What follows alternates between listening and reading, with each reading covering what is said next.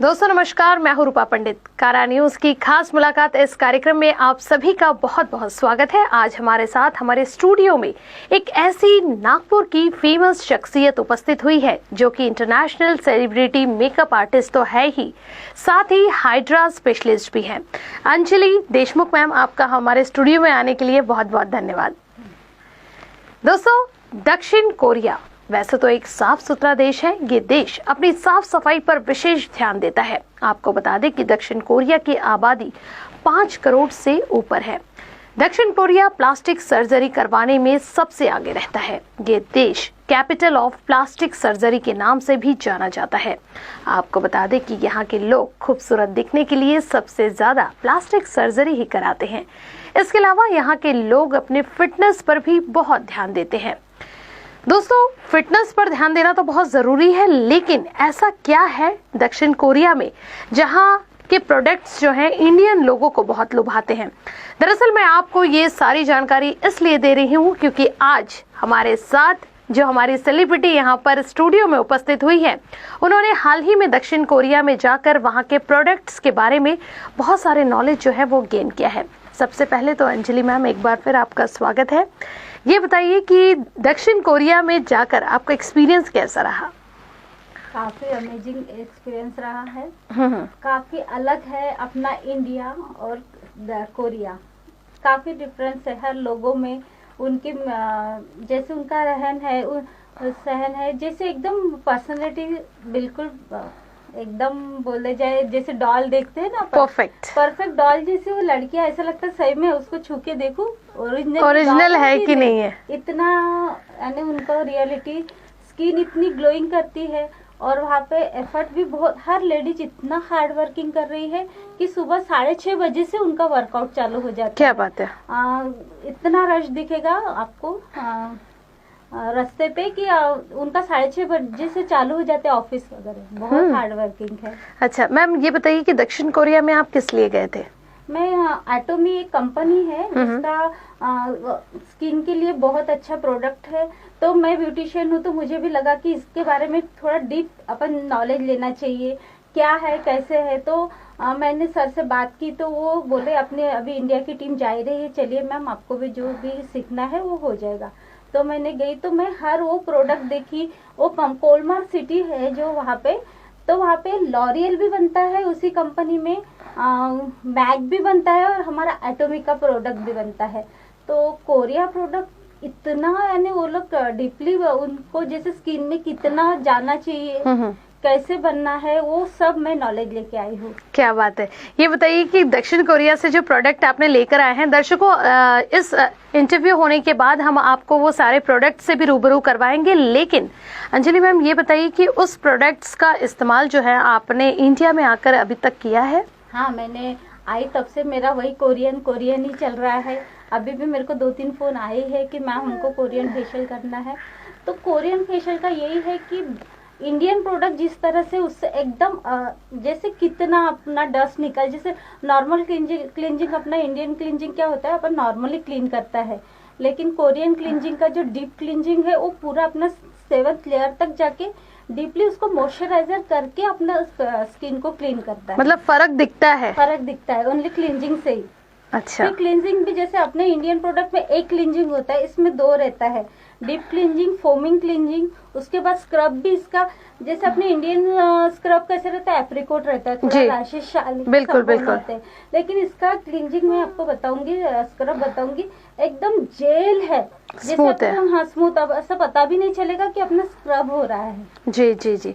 ये बताइए कि दक्षिण कोरिया के लोग, जैसा हमने सुना है कि साफ सफाई पे बहुत ध्यान देते हैं, अपने फिटनेस पर बहुत ध्यान देते हैं, तो क्या कोई भी चीज जो है इंटरनली यूज करने से स्किन अच्छी होती है या फिर दोनों चीजें मायने रखती है? दोनों चीजें मायने रखते हैं, क्योंकि हमने 10-12 दिन रुके हैं वहाँ पे, देखा खाने में कोई मसाला नहीं है, खाने में ना ऑयल है उनके और ना ही तीखा भी नहीं है। यानी ये समझ लो कि अपने खाने पे डिपेंड है। अपना इंडियन कैसा है, अपने को मसाला स्पाइसी चाहिए। बिल्कुल। तो वो सब उनके खाने में नहीं है। और उस एटमॉस्फेयर बहुत ठंडा और ऐसे लगता है चारों तरफ से एसी चालू है, इतना कूलिंग लगता है। तो शायद इस वजह से भी है कि उनकी स्किन अच्छी होती है, तो अपने को भी वही करना है। धूप में जाना है तो सनस्क्रीन लगाना है, कोरियन प्रोडक्ट देते हैं जो होम केयर के लिए, वो यूज़ करना है। और ऐसा नहीं है, अपन भी अपनी स्किन कोरियन स्किन जैसे कर सकते हैं, लेकिन कुछ कुछ प्रोडक्ट्स भी, और जो जैसा कि उन्होंने कहा कि अपनी फिटनेस पर ध्यान रखते हैं, और बहुत सारी चीज़ें हैं जैसे उनका वर्कआउट है वो भी मायने रखता है, क्योंकि आप जितना ज़्यादा फ्रेश हवा में जाओगे तो उतनी स्किन भी आपकी ग्लो करेगी।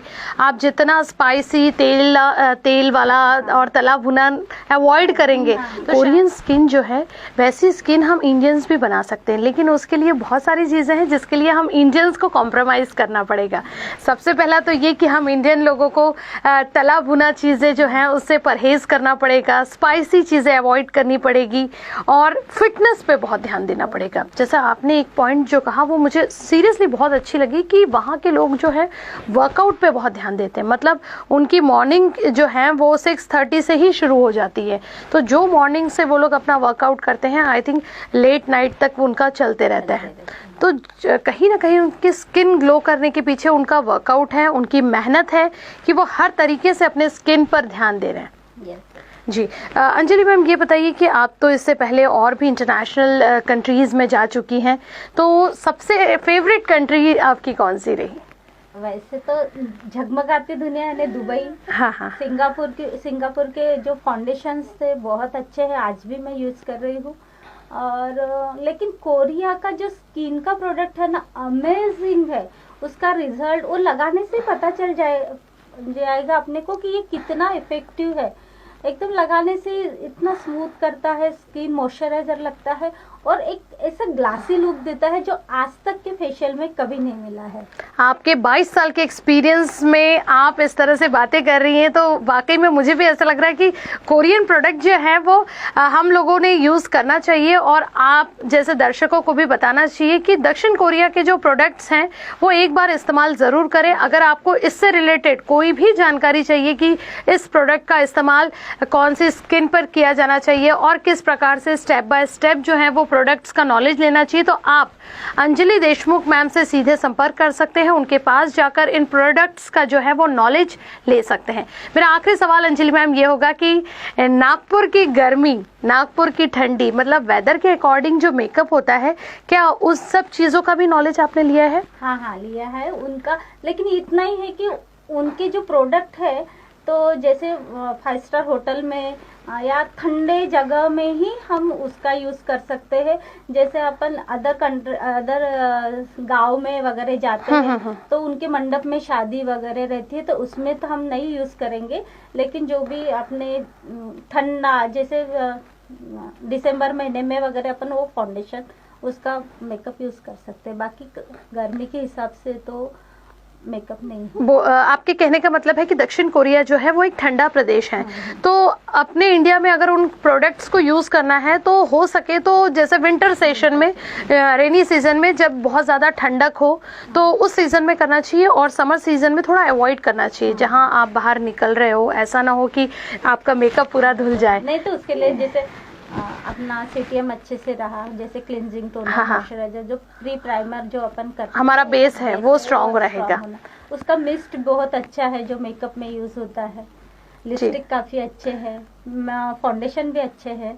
ऐसा कोई चीज नहीं है जो अपने को अच्छा ना लगे कोरिया। क्या बात है। और जैसा कि मैंने आपको कहा कि एक बार फिर मैं आपको बता दूं कि इस प्रोडक्ट से रिलेटेड या फिर हाइड्रा फेशियल जो कि डीप क्लिंजिंग होता है, इससे रिलेटेड अगर आपको कोई भी जानकारी चाहिए तो आप सीधे अंजलि देशमुख मैम से संपर्क कर सकते हैं, या फिर अधिक जानकारी के लिए किस तरह से प्रोडक्ट का नॉलेज लेना है या फिर कोई और प्रोडक्ट के बारे में भी जानकारी लेना है तो आप इनसे ज़रूर बात करें।